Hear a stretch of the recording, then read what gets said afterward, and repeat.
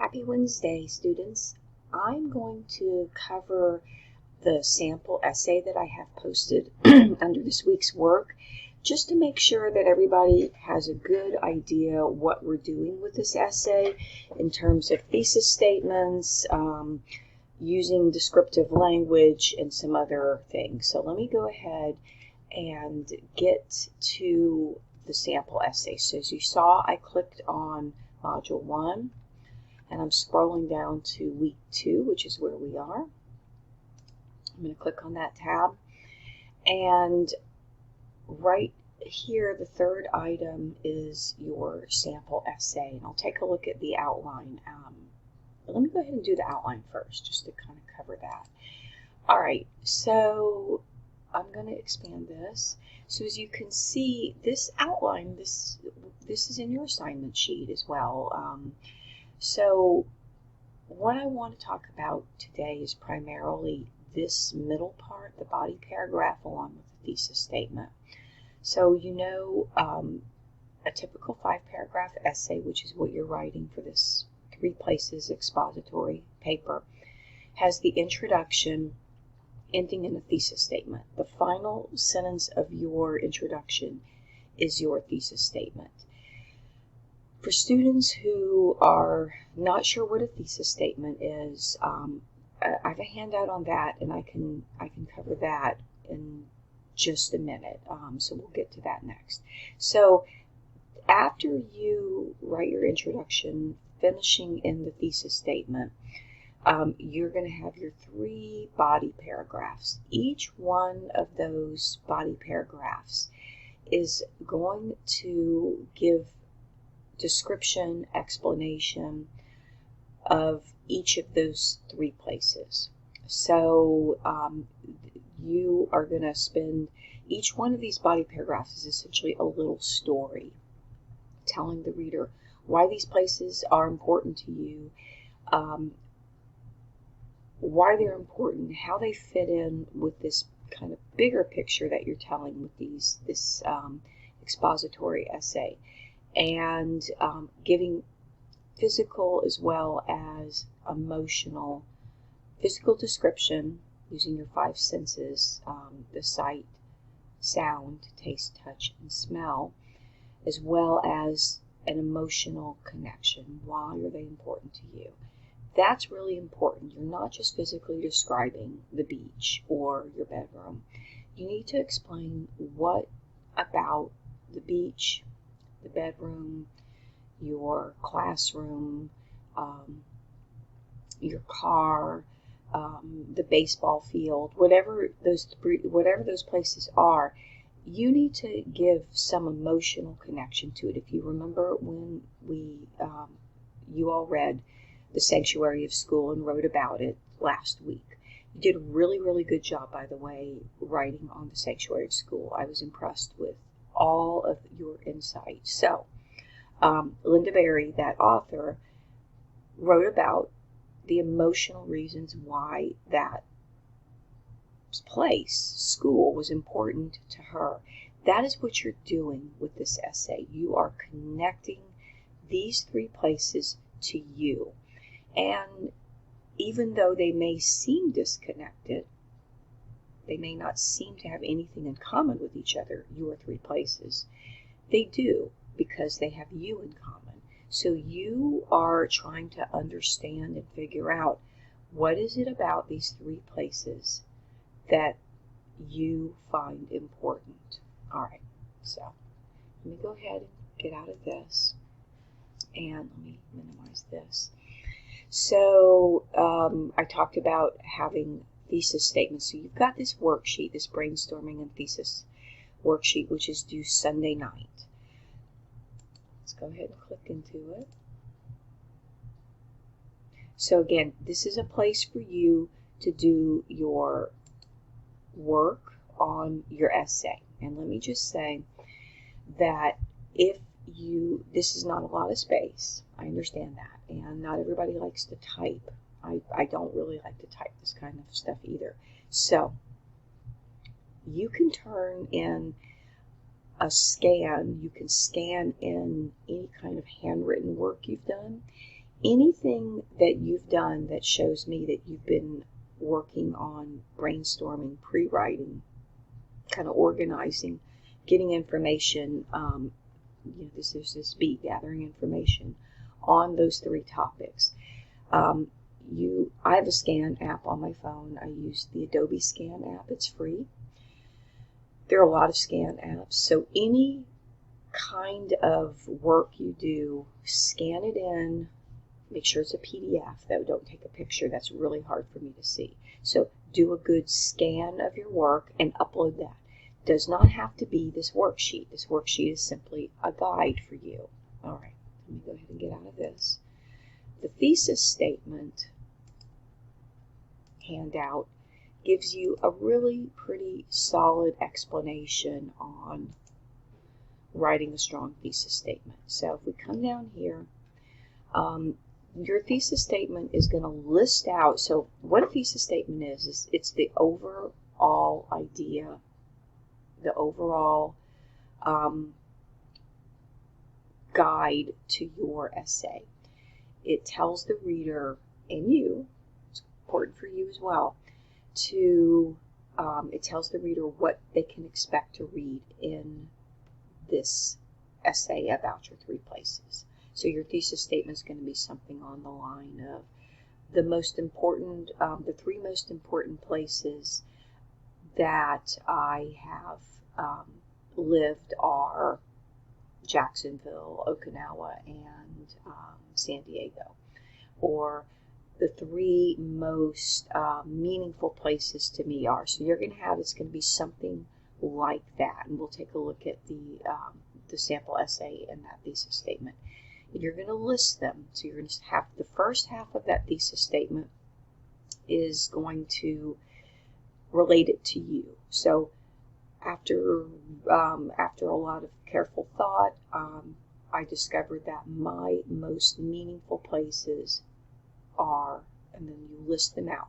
Now, once you list them out, you need to then follow that order in the essay. So the first place you list is going to be your first body paragraph, second place, second body paragraph, and so on. Okay? So you're going to take a look at this handout on the thesis statement. Then finally, let's look at this sample essay. This is a really pretty good sample essay. It's not perfect. I'm gonna make that clear that it's got some grammar issues. In particular, it's got a couple of sentence fragments, and that's okay. Those are easy to fix. When you need to go to the Writers Center for this, and I realize that you all, this is an online class, so we have virtual appointments in the Writers Center, and I'll kind of hit that before I sign off on this video. What's good about this essay are a couple of things. One, it's very descriptive. So this particular student does a really, really good job getting us to the 3 places, and we'll see what we mean in a minute, and very much leaning into those 5 sensory elements in terms of the description. So overlook a couple of those grammar issues when you come across them. Again, that's easy to fix. The harder part is getting this information out onto the page. And the other thing this essay does really, really well is keeps to their theme, and I'm going to call it theme. So it keeps reminding the reader and the writer themselves, as they're writing it, why they selected these 3 places. What do they have in common? Why are they the places that the student feels connected to? All right, so let's see what I mean by that. So I'm going to skip over this introduction, like in terms of specifics. We can do that next week. I do want to say that the student identifies early on that they're a workaholic. Okay, and that's important. Okay, so the student has a little quote here, and then just talks about how, and this is a female student, how she's a workaholic. So she makes a statement here saying that she wants to live a little differently than her workaholic parents. So here's our thesis statement right here. Let me highlight it. Get this highlighted. Oops. Sorry, lines. Over here. Okay, so we've got our thesis statement right here. A few of my favorite places that I now use to disconnect from all the pressures of life are vacationing at the breathtaking Vidanta resorts in Mexico, at home in my backyard, or cruising on our boat. So the student identifies that here's my favorite places, lists that out, then has this very short bit that I now use to disconnect from the pressures of life. So that's the theme. That's the running theme of this essay. Every one of these places, and the student constantly reminds the reader, hey, this allows me to take a break, to relax, to get away from my crazy workaday world. So that's in the thesis statement, and that is, the student hits that through every paragraph. So now, let's move to our first body paragraph. And we expect that it's going to be on the Vidanta resorts in Mexico because the student said that first. Sure enough, the student moves us physically. And let's take a look at this right through here. So if we look at this transition section, here the student is like actually physically transitioning us away from home and the airport, and we've got this frantic packing last minute accessories, driving to the airport, boarding the plane for a short trip to paradise. So all of that is all this activity, getting us there, leaving the crowded airport filled with happy people, the short 15-minute cab drive over, and then we are arrived. Okay, so this student does a lot of action words, a lot of activity, and physically gets us from point A to Vidanta Resorts, point B. All right? So then it says, as we got out of our cab, the air smelled different. So here we are with description. Okay? We're going to highlight this section. As we got out of the cab, the air smelled different. I could only describe the air as smelling green. That's an interesting description. As well as being sensory, it kind of flips our idea of senses on its ear. It's not just smelling. We don't expect the color green to smell. So it's a little interesting thing, and the student then, as you can see, italicizes the word green to emphasize that they know this is an interesting pair-up of putting the color as a smelling sense. So then it goes on to describe all of those green smells. Lush green plants, the sounds and smell of the sea, palm trees billowing in the slight breeze from the ocean with the sound of light rain make my mind slow down quickly. Look at that. This student goes back and hits this idea of disconnecting. Okay? There's a little more description. It's very specific. Iguanas. That's a great word to choose because we all know what an iguana looks like. So immediately we can picture, I can picture, I'm thinking it's like one of those Eric Carle books, like the very Hungry Caterpillar type books. Walking around in a maze of breathtaking pools, the sounds of Mexican music softly playing and the smell of delicious food cooking off in the distance make me want to follow the trail. And then the student continues on with that description and then finishes up in this end, transitioning, but doing two things. One, reminding the reader, oh yeah, we were relaxing because that's what we said this place was there to do. Remember, that's why it's important. And transitioning to the second place. This view and peace lead me to my second cherished place. So, and here's another interesting thing about this essay. Let me go ahead and highlight this. So inspired by our many trips to Mexico, I have created spaces at home to take my mind and soul there.